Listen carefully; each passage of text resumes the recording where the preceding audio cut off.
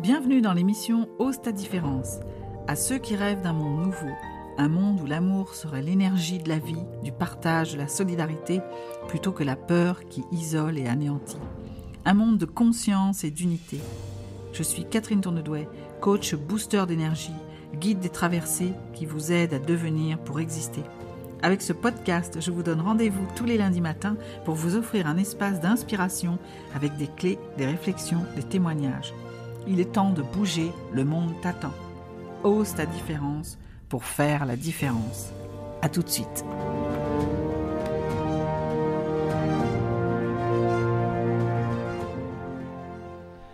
Bonjour, bienvenue dans ce 24e épisode du podcast Ose ta différence. Je suis heureuse de vous retrouver après une grande période de pause pendant laquelle j'ai lancé ma chaîne YouTube pour les coachs et pour les managers, et pour toi aussi, si tu veux, des clés d'auto-coaching. Donc j'ai connu, en fait, pendant tout ce temps de lancement, j'ai connu une période riche en apprentissage. Donc je vais avoir de quoi venir vous partager avec grand plaisir. Pour cette reprise, j'avais envie de vous parler du jugement, de comment je peux arrêter de me juger en permanence parce que c'est un frein à la mise en action. Parfois, on n'ose pas y aller parce qu'on pense qu'on n'est pas assez. Et je me suis posé cette question finalement pour savoir est-ce que c'était possible de cesser de se juger, de se défaire du regard des autres, et de bannir le jugement des autres sur notre vie, celui qui nous empêche parfois, qui nous freine pour avancer. Et ça m'est souvent arrivé, ça, et je me suis rendu compte que cheminer vers le non-jugement, c'est un parcours qui peut prendre du temps et qui se forge sur des habitudes.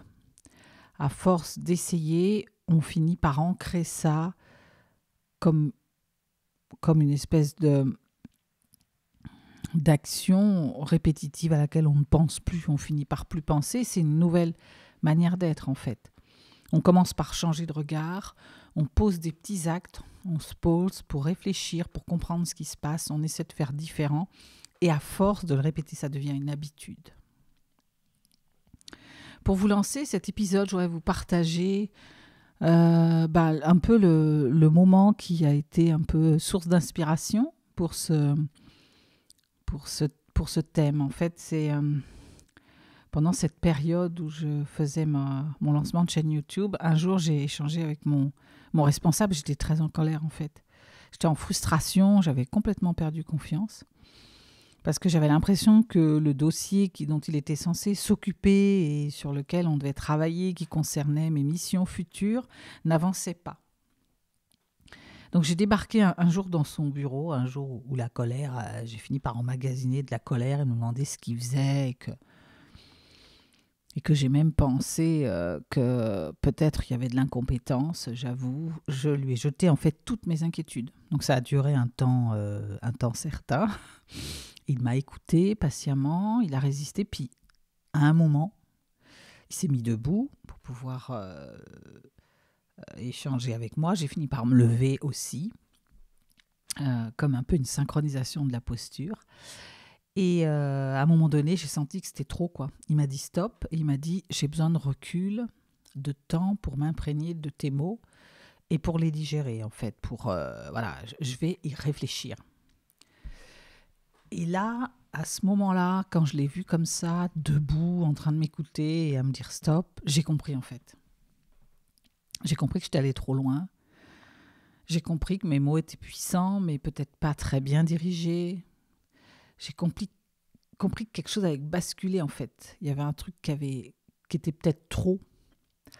Et je me suis rappelé en fait que là, j'étais en train de le juger. Et que le fait de juger, après m'être posé un peu avec un petit temps de recul, j'avoue, en fait, ça parlait de moi. Et je me suis demandé ce que je jugeais chez moi qui me gênait en fait, et en quoi je me faisais plus confiance à moi.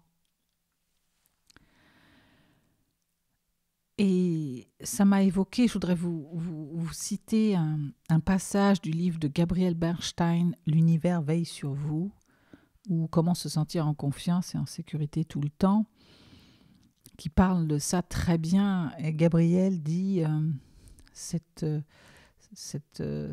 phrase-là, ce passage-là dit « Quand vous attaquez en jugeant, vous ne faites en réalité que chercher l'amour. La quête d'amour est votre véritable intention derrière votre attaque, puisqu'au fond, tout ce que vous voulez, c'est vous protéger du sentiment de ne pas être aimé. Au fond, l'attaque est un appel à l'aide. Quand vous souffrez physiquement, vous savez que votre douleur appelle le soulagement. C'est la même chose avec le jugement. C'est une forme de souffrance émotionnelle que vous voulez soulager. » Donc c'est de ça dont j'ai pris conscience. En fait, j'ai réalisé qu'au fond, j'avais peur de ne pas être assez considérée. Je me suis remise en question. Je me suis dit, mais alors, en fait, peut-être que j'apporte pas de valeur dans cette équipe et que donc, du coup, je ne mérite pas de l'attention qu'on s'occupe de mes desiderata futurs. J'avais l'impression de ne pas être reconnue, en fait. Au fond, derrière tout ça, il y avait comme un manque d'amour avec un grand A, en somme. Peut-être ça vous parle, ça, vous. Est-ce que vous avez déjà eu de la rancœur contre quelqu'un, trouvé qu'il n'était pas à la hauteur, ou trouvé votre belle-mère envahissante, voilà, ou tant d'autres exemples, ou de ces moments où on a un avis pas très cool sur l'autre, en fait. Alors, j'avais envie de vous inviter à ces réflexions, du coup, que je me suis faites moi-même, pour me sortir un peu de là et sortir de ces rancœurs, derrière la colère, comprendre ce qui s'était passé et en faire un vrai levier de changement. Et je voudrais vous livrer 2 choses. Une première clé, c'est déjà pardonnez-vous ces pensées, parce que ne vous flagellez pas pour le jugement que vous avez eu. Gabriel Bernstein dit ceci, qu'en se libérant du jugement, on crée de l'espace pour en laisser entrer plus d'amour, en fait. Et moi, je rajouterais que c'est comme une manière de s'accueillir, en fait. Quand je ne me juge pas, je m'accueille. Du coup, je suis capable aussi d'accueillir l'autre dans sa différence. Donc, laisser tomber le jugement, c'est accepter ce qui n'est pas bon pour vous. Et la deuxième clé, c'est d'adopter une nouvelle façon d'être. Alors, comment est-ce qu'on fait ça ? Changer, c'est déjà prendre conscience. Donc, j'avais envie de vous inviter à déjà mesurer votre niveau quotidien de jugement. Sur une échelle de 1 à 10, 10 étant la plus élevée, quel numéro vous attribuez-vous sur l'échelle du jugement ? Tout ça pour prendre conscience. Et pour, à un moment, à force de faire ces petits pas et ces petites habitudes, vous puissiez vous réinterroger. Et j'en suis sûre, je suis confiante là-dessus, vous rendre compte que votre niveau de jugement à un moment donné a baissé. Et puis c'est une invitation aussi à vous rappeler que l'autre est simplement un miroir. En fait, il vient vous enseigner et vous mettre sous les yeux ce que vous ne voyez pas pour vous en libérer. Donc finalement, je n'ai plus besoin d'accuser l'autre de ce que je ne veux pas voir chez moi. Je prends conscience que celui qui m'insupporte est mon meilleur enseignant, que chaque personne qui m'insupporte m'est envoyée dans un but pour que je puisse grandir. Et ça marche, que ce soit un jugement que j'ai sur l'autre ou même un jugement que j'ai sur moi, quand je me trouve nulle, que j'ai peur de ne pas être à la hauteur, quand je ne me sens pas légitime, quand je pense que je vais être incapable et que je suis paralysée par les peurs.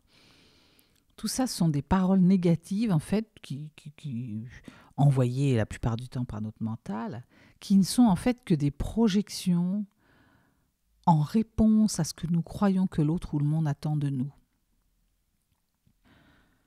Donc c'est intéressant de le voir sous cet angle-là.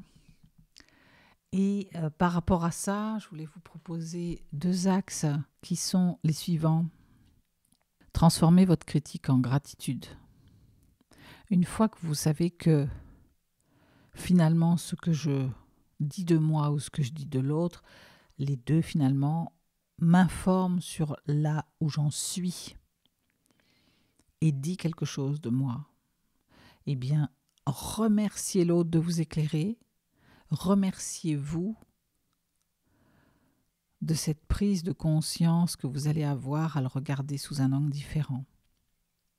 Lorsque je trouve que l'autre parle trop fort, c'est ce qui m'arrivait par instant, ce qui peut encore m'arriver d'ailleurs, qu'est-ce que ça m'apprend de moi? Peut-être que je voudrais avoir plus d'espace, je voudrais être entendue. Quand je trouve que l'autre n'est jamais à l'heure et qu'il exagère, est-ce que je souhaiterais avoir plus de respect? Est-ce que je me réjouissais de le voir et que finalement que l'attente a été insupportable? Donc c'est décider de voir au-delà de ce que je dis. Et deuxièmement, une fois que j'ai pris conscience de ça, premier petit pas que je peux inscrire dans le temps, c'est changer de point de vue. Et pour ce faire, je voulais vous lire une petite histoire. Vous savez que j'aime bien les histoires tirées du best-seller mondial « Les 7 habitudes de ceux qui réalisent tout ce qu'ils entreprennent ». Je vous mettrai les titres, les références dans la description du podcast. Et ça raconte l'histoire de ce monsieur qui est dans le métro et qui observe un père avec ses 2 garçons. Le père semble complètement ailleurs, inattentif à ses enfants. Les 2 gamins parlent très fort, bougent dans tous les sens et dérangent toute la rame, sans que le père intervienne. Le monsieur qui assiste à cette scène condamne intérieurement la démission du père et la mauvaise éducation des garçons. Par hasard, la discussion s'établit ensuite entre les 2 hommes. Et le premier d'apprendre que l'autre vient d'enterrer sa femme, mère de ses 2 garçons. Imaginez comment, en un millième de seconde, tous ses jugements, tout son point de vue sur la situation sont complètement bouleversés et inversés. Comment la condamnation cède la place à un débordement de compréhension et d'empathie. Pratiquez cet exercice jusqu'à en faire un réflexe, un refus du regard unique qui conduit à la pensée unique et au jugement unique. Concrètement, ce que je vous propose de faire, c'est de lister ce que vous avez pensé de quelqu'un ou de vous-même et de changer de point de vue en essayant de trouver le côté positif, un autre angle de vue sur la situation. Par exemple, si vous avez pensé « il est rigide, austère, coincé », transformez-le peut-être en « il est solide, fiable, rigoureux ». Et « elle est infantile, irresponsable », elle a un cœur d'enfant, elle est vraiment spontanée. Voilà, c'est un exercice pas évident à faire, mais à force de le faire, c'est comme un muscle qui vient sur une répétition du geste et qui finit par se faire sans qu'on n'y réfléchisse plus ou qu'on ait plus mal. Et bien de la même façon, prends l'habitude de noter les jugements que tu portes sur toi et sur les autres. Tu peux éventuellement ouvrir un cahier et régulièrement, chaque semaine, te poser quelques instants et te demander quel jugement tu as eu dans la semaine sur les autres. Et de trouver ensuite un autre angle de vue, de prêter une attitude positive à ce que tu as remarqué qui était plutôt un peu négatif. Et à force de faire un peu miraculeusement, sans vous en rendre compte, vous allez changer et évoluer vers une nouvelle façon d'être. Voilà, je vous laisse avec cet exercice. Je vous invite vraiment à le répéter régulièrement, plutôt par écrit. Plus facile déjà pour mémoriser, pour inscrire, pour ancrer, pour incarner. Et puis parce que c'est toujours intéressant de se reposer dessus quelques semaines plus tard, des mois plus tard, voire pourquoi pas quand vous ferez le bilan d'année, de mesurer à quel point vous avez avancé et vous vous êtes transformé. Voilà les belles âmes, j'espère que cet épisode vous aura aidé. J'étais ravie de vous retrouver. Et désormais, je serai là de nouveau tous les lundis. Si cet épisode vous a parlé et que vous l'avez apprécié, je vous invite à le partager avec vos amis ou ceux que cela pourra aider. Et puis venez nous faire part de vos avancées dans le groupe Facebook Ose ta différence. Si le cœur vous en dit, vous trouverez une communauté bienveillante qui partagera avec vous, pourra aussi vous faire ses commentaires. Et c'est un groupe dans lequel j'interviens aussi régulièrement pour vous partager des moments, des réflexions, des clés supplémentaires. Voilà, je vous souhaite une belle semaine et je vous dis à très bientôt.